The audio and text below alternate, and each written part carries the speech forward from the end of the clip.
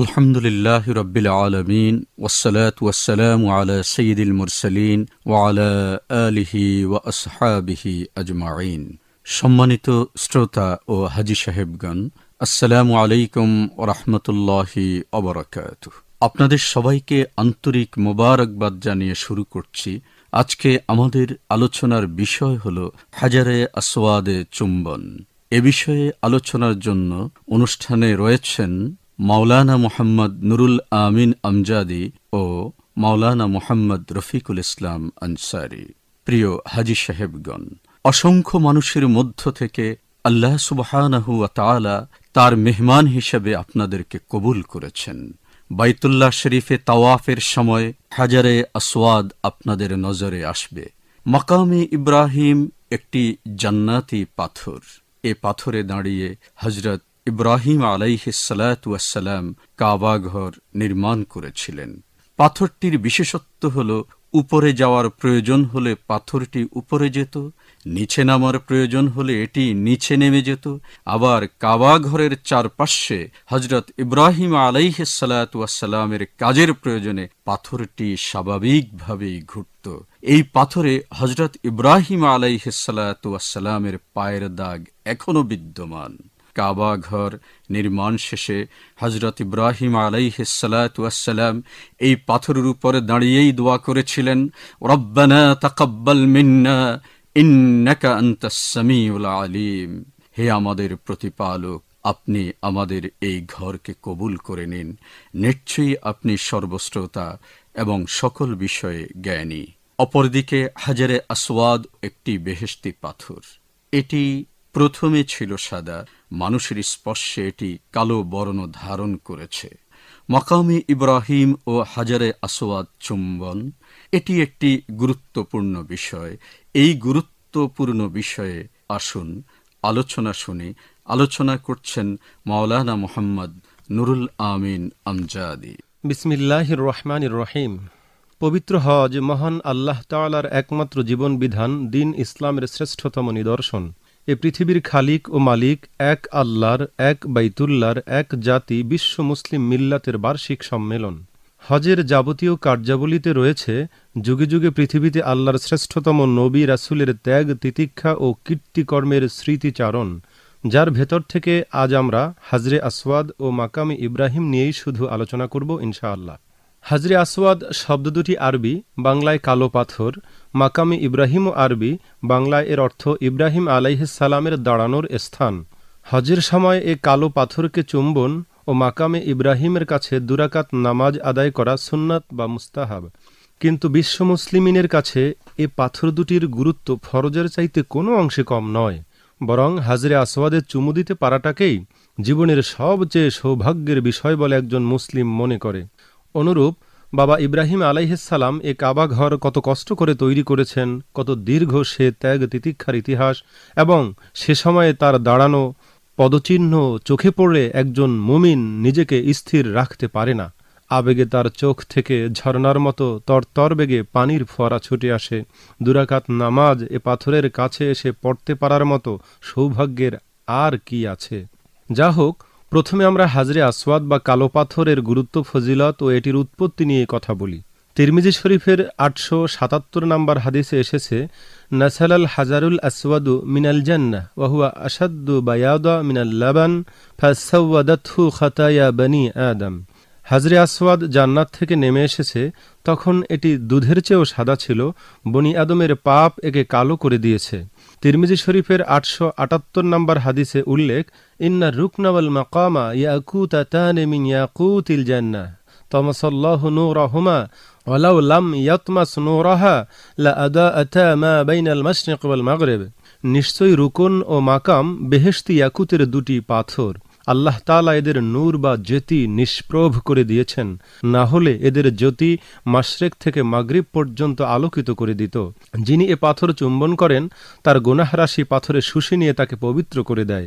মুসনাদু আহমদ ইবনে হাম্বলের 7462 নম্বর হাদিসে এসেছে, এটির চুম্বনে পাপরাশির মোচন হয়ে যায়। মুআজামুল কাবির তাবরানীতে উল্লেখ আছে, পৃথিবীতে বেহেশতের আর কোনো জিনিস নেই কেবল এ হাজরে আসওয়াদ ছাড়া। এ পাথরটি বর্তমানে কাবার যেখানে স্থাপন করা হয়েছে হয়েছে এটা বাবা ইব্রাহিম আলাইহিস সালামের স্থাপনা কীর্তি, পূর্ব থেকে এভাবে ছিল না। আল মুস্তাদরাকু আলা সহিহাইনের 2154 নম্বর হাদিসে এসেছে, বাবা ইব্রাহিম আলাইহিস সালামকে যখন কাবা ঘর বানানোর আল্লাহ পাক নির্দেশ দিলেন, এ গুরুভার পালনে তিনি নিজেকে অক্ষম মনে করলেন। তখন আল্লাহ পাক তার উপর সাকিনা প্রেরণ করে দিলেন, আর তা ছিল রহমতের বাতাসের এক প্রবল প্রবাহ। তার একটি মাথা বা অগ্রভাগ ছিল, তাফসিরে কুর্তুবিতে আছে তার একটি জিহ্বা ছিল যা দিয়ে কথাও বলতো। সিরিয়া হতে ইব্রাহিম আলাইহিস সালাম এই কাবা ঘর বানানোর উদ্দেশ্যে সপরিবারে রওনা হলেন। এ বাতাস তার অনুসরণ করে চলত। কাবা ঘরের যেহেতু তখন নাম নিশানাও বিলুপ্ত হয়ে গিয়েছিল, ওই বাতাস কাবা ঘরের স্থানে এসে ঘূর্ণি বায়ুর মতো পাক খেতে খেতে জমিনে বেড়ি তৈরি করে দিল, ঠিক সাপের বেড়ি তৈরির মতোই, যা অনুসরণ করে মাটির নিচ থেকে তিনি আদম আলাইহিস সালামের ভিত্তির সন্ধান পেলেন। তার উপরে কাবা ঘর নির্মাণ করে হাজরে আসওয়াদের ওই পর্যন্ত উঠে পুত্রকে বললেন, আমাকে একটি সুন্দর পাথর এনে দাও, যেটা এখানে মানুষের নিদর্শনের জন্য ভিত্তি প্রস্তর ফলক হিসেবে স্থাপন করব। শেষে আবু কুবাইস পাহাড় থেকে ইব্রাহিম আলাইহিস সালামের নাম ধরে ডাক আসে, আমার ভিতরে তোমার গচ্ছিত সম্পদ আছে, যার বিস্তারিত বিবরণ তাফসিরে কুর্তুবিতে দেয়া আছে। তিনি সেখানে গিয়ে একটি পাথর উত্তোলন করলেন, যা ছিল ধবধবে সাদা। হযরত আদম আলাইহিস সালাম বেহেশত থেকে এ পাথরটি সহ প্রেরিত হয়েছিলেন। এ পাথরটি আজ আমাদের হাজরে আসওয়াদ বা কালো পাথর। সম্মানিত শ্রোতা, মাকামি ইব্রাহিম সম্পর্কে আল্লাহ তাআলার ঘোষণা, ওয়াত্তাখিযু মিন মাকামি ইব্রাহিমা মুসাল্লা, তোমরা মাকামি ইব্রাহিমকে মুসাল্লা হিসেবে গ্রহণ করো। এখানে মুসাল্লা অর্থ সালাত আদায়ের জায়গা হিসেবে গ্রহণ করো।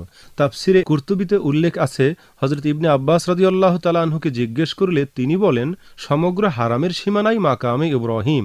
যেহেতু তিনি নামাজে হারাম শরীফের ভেতরেই দাঁড়িয়েছেন, তাই সবটাই তার দাঁড়ানোর জায়গা।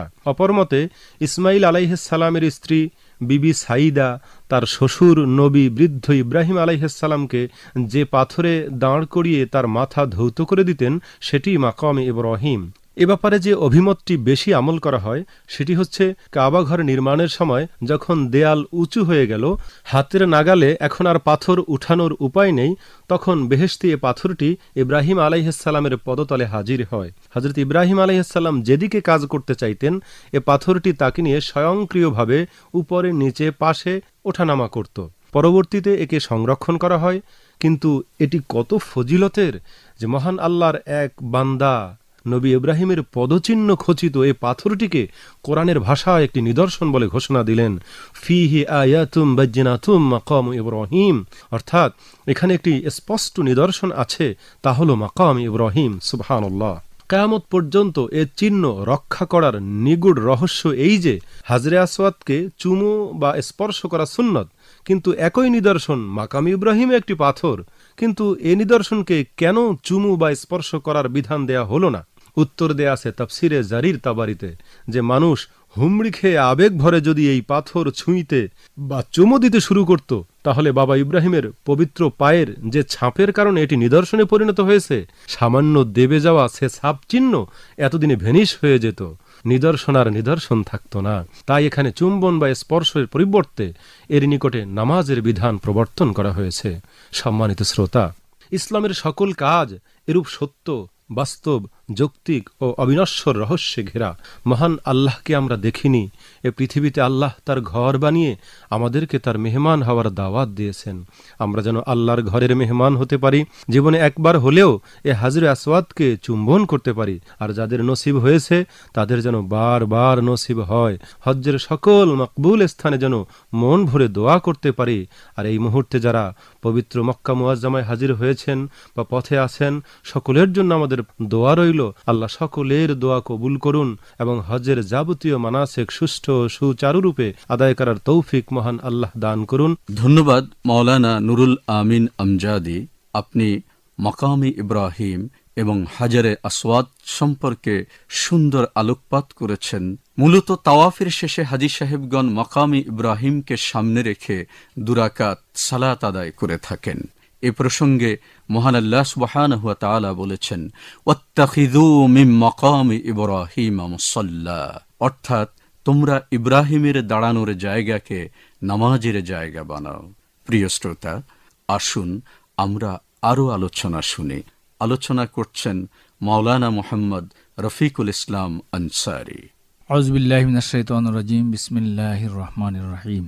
হজ এমন একটি ইবাদত যে ইবাদতের মধ্যে শারীরিক এবং আর্থিক যুক্ত রয়েছে। শুধু অর্থ থাকলেই হজ করা যায় না শারীরিক সুস্থতা না থাকলে, আবার শারীরিক সুস্থতা থাকলেই হজ করা যায় না যদি অর্থ না থাকে। তাই আল্লাহ রাব্বুল আলামিন পবিত্র কালামে পাকে ইরশাদ করেছেন, ওয়ালিল্লাহি আলান নাসি হিজ্জুল বাইত মান ইসতাতা ইলাইহি সাবিলা। হজ তো ওই ব্যক্তিদের জন্যই ফরজ যাদের আল্লাহর ঘরে যাওয়ার সামর্থ্য রয়েছে। তাই আল্লাহ রাব্বুল আলামিন যাদেরকে তৌফিক দিয়েছেন, আল্লাহর সম্মানিত মেহমান বিন্দু, সারা পৃথিবী থেকে লক্ষ লক্ষ আল্লাহ প্রেমিক হজ করার জন্য খানায় কাবায় হাজির হয়ে তাওয়াফ করতে থাকেন। 7 চক্করের মাধ্যমে এক তাওয়াফ পূর্ণ হয়। আর তাওয়াফ শেষে জান্নাতি যে পাথর খানায় কাবায় সংযুক্ত করে দেওয়া হয়েছে, সে হাজরে আসওয়াদ বা কালো পাথর। হাজরে আসওয়াদ এ চুম্বন করার জন্য হাজী সাহেবগণ খুব ব্যাকুল হয়ে থাকেন। এই হাজরে আসওয়াদ কাবা শরীফের দক্ষিণ পূর্ব কোণে মাতাব অর্থাৎ তাওয়াফের জায়গা থেকে 1.5 মিটার উপরে লাগানো আছে। হাজরে আসওয়াদ তাওয়াফ শুরু করার স্থান। প্রতিবার তাওয়াফ বা চক্কর দেওয়ার সময় এই হাজরে আসওয়াদে চুমু দিতে হয়। ভিড়ের কারণে চুমু দিতে না পারলে চুমুর ইশারা করলেও চলে, এটি নিয়ম। হাজী সাহেবগণ অবশ্যই লক্ষ্য রাখতে হবে যে চুমু দিতে গিয়ে যে কঠিন ভিড়ের মধ্যে চাপ খেতে হয়, যদি একটু সহজভাবে চুমুন করার মতো সুযোগ পান তাহলে চুমুন করবেন, না হতো দূর থেকে হাতের আঙ্গুলে ইশারা করে চুমুন খেলেও হাজরে আসওয়াদ চুমুনের সমান সওয়াব পাবেন। আল্লাহ রাব্বুল আলামিন আপনার গুনাহসমূহ মাফ করে দিবেন। হাজরে আসওয়াদ একটি পাথর, সেখানে মাথা ঢুকিয়ে চুমু দিতে গেলে পিছন থেকে চতুর্দিক থেকে আপনি চাপ খাবেন, এটাই স্বাভাবিক। মুখ ঢুকাতে গিয়ে সৃষ্টি হয় প্রচণ্ড ভিড়। ধর্মপ্রাণ মুসলমানরা ব্যাকুল হয়ে ওঠেন। আসলে সারা পৃথিবী থেকে আল্লাহ প্রেমিক হাজী সাহেবগণ এমনিভাবে বেকুল দেওয়ানা হয়ে যান। একটু যদি হাজরে আসওয়াদে চুমু দিতে পারেন তাহলে নিজের জীবনকে সার্থক মনে করেন এবং হজ সার্থক হয়েছে মনে করেন, এটাই স্বাভাবিক। কিন্তু তারপরেও জীবনের দিকে লক্ষ্য রাখতে হবে। হাজরে আসওয়াদে চুমু দেওয়া সুন্নত, এই সুন্নত আমল করতে গিয়ে যদি তিনি ক্ষতিগ্রস্ত হয়ে যান, অসুস্থ হয়ে পড়েন অথবা আঘাতপ্রাপ্ত হন, তাহলে হজের পরবর্তীতে আরও অনেক ফরজ ওয়াজিব আমল রয়েছে, সেই সমস্ত কাজগুলো থেকে তিনি বঞ্চিত হয়ে যাবেন। এজন্য খুব সাবধানে সতর্কতা অবলম্বন করতে হবে। হাজরে আসওয়াদের পাশে সৌদি পুলিশ দাঁড়ানো থাকে 24 ঘন্টাই। মাথা ঢুকাতে বা চুমু দিতে গিয়ে কেউ যেন কষ্ট না পান তা তারা খেয়াল রাখেন। পুরুষের পাশাপাশি নারীরাও চুমু দেওয়ার জন্য দীর্ঘ লাইন ধরে অপেক্ষা করতে থাকেন। অবশ্যই হজ অত্যন্ত কষ্টের ইবাদত। হজ কষ্টের মাধ্যমেই সমাধান করতে হয়। এই জন্য আল্লাহর কাছে সবসময় দোয়া করতে হয়, আল্লাহ যেন শরীর সুস্থ রাখেন, হজের কার্যগুলো যেন সুন্দরভাবে সঠিকভাবে যথানিয়মে যথাযথভাবে আদায় করতে পারেন। এরপরে মাকামে ইব্রাহিম একটি জান্নাতি পাথর। মাকামে ইব্রাহিম অন্যান্য নিদর্শন সমূহের মধ্যে মক্কা শরীফে খানায় কাবায় একটি মহান নিদর্শন। সেই মাকামে ইব্রাহিম যেখানে দাঁড়িয়ে হজরতে ইব্রাহিম আলাইহিসসালাম কাবা ঘরের দেয়াল নির্মাণ করেছিলেন, মাকামে ইব্রাহিম যে পাথর হজরতে ইব্রাহিম আলাইহিসসালামকে বহন করেছেন, সেই পাথর প্রয়োজনে উপরে যেত, প্রয়োজনে নিচের দিকে আসত, প্রয়োজনে ডানে, প্রয়োজনে বামে। যখন যেদিকে একটি পাথর গাঁথনি দেওয়ার জন্য একজন ব্যক্তি যেভাবে নড়াচড়া করতে হয়, চতুর্দিকে স্থান পরিবর্তন করতে হয়, অটোমেটিক হজরতে ইব্রাহিম আলাইহিসসালামকে নিয়ে এই মাকামে ইব্রাহিমের পাথর চতুর্দিকে এভাবে ঘূর্ণীয়মান ছিল। এভাবে ওনাকে বহন করে কাজ করতে সহযোগিতা করেছেন আল্লাহ রাব্বুল আলামিনের নির্দেশে। কাবা শরীফের পাশেই আছে ক্রিস্টালের একটা বাক্স, চারদিকে লোহার বেষ্টনী, ভেতরে বর্গাকৃতির একটি পাথর। পাথরটির দৈর্ঘ্য প্রস্থ উচ্চতা সমান, প্রায় 1 হাত। এই পাথরটি মাকামে ইব্রাহিম। মাকাম শব্দের একটি অর্থ হচ্ছে দাঁড়ানোর স্থান, অর্থাৎ হজরতে ইব্রাহিম আলাইহিসসালামের দাঁড়ানোর স্থান। হজরতে ইব্রাহিম আলাইহিসসালামের মুজিজার কারণে শক্ত পাথরটি ভিজে তাতে তার পায়ের দাগ বসে যায়, আজও আছে সেই পদচিহ্ন। ধন্যবাদ মাওলানা মোহাম্মদ রফিকুল ইসলাম আনসারী। আসলে হাজারে আসওয়াদ এবং মাকামে ইব্রাহিম এ দুটোরই অনেক গুরুত্ব এবং ফজিলত রয়েছে। সম্মানিত শ্রোতা, হাজারে আসওয়াদ ও মাকামে ইব্রাহিম হচ্ছে জান্নাতের ইয়াকুত। হাজারে আসওয়াদ সম্পর্কে হযরত আব্দুল্লাহ ইবনে আব্বাস রাদিয়াল্লাহু তাআলা থেকে বর্ণিত অন্য একটি হাদিসে এসেছে, কিয়ামতের দিন আল্লাহ তাআলা হাজারে আসওয়াদকে জীবন দান করবেন। তখন এর দুটি চোখ হবে, যেই চোখ দিয়ে পাথরটি দেখতে পাবে, এবং এর একটি জিহ্বা হবে যার দ্বারা সে কথা বলবে। যে ব্যক্তি এ পাথরকে চুম্বন করবে তার ব্যাপারে এ পাথরটি আল্লাহর কাছে সাক্ষ্য দেবে। তবে এক্ষেত্রে একটি লক্ষণীয় বিষয় হলো এই, হজের মৌসুমে হাজী সাহেবদের প্রচণ্ড ভিড় যখন পরিলক্ষিত হয় তখন বুঝে শুনে কিন্তু এই হাজারে আসওয়াদ চুম্বন করতে যাওয়া উচিত। সময় সুযোগ বুঝেই এই পাথরকে চুম্বন করতে হবে। হাদিস শরীফে এসেছে, পাথরকে রাসূল করিম সাল্লাল্লাহু আলাইহি ওয়াসাল্লাম এমনভাবে চুম্বন করতেন কোনো আওয়াজ হতো না, অর্থাৎ কোমলভাবে এই পাথরটিকে চুমু খেতেন। অনেকেই আবেগ আপ্লুত হয়ে এ পাথরটি চুম্বন করার জন্য বেকুল হয়ে যান, কিন্তু মনে রাখতে হবে যখন এই পাথরটিকে ঘিরে অসংখ্য পুরুষ সেখানে পাথরটি চুম্বনের জন্য প্রতিযোগিতা করছে, আমাদের মা বোনেরা সেখানে গেলে তাদের পর্দার খেলাপ হতে পারে।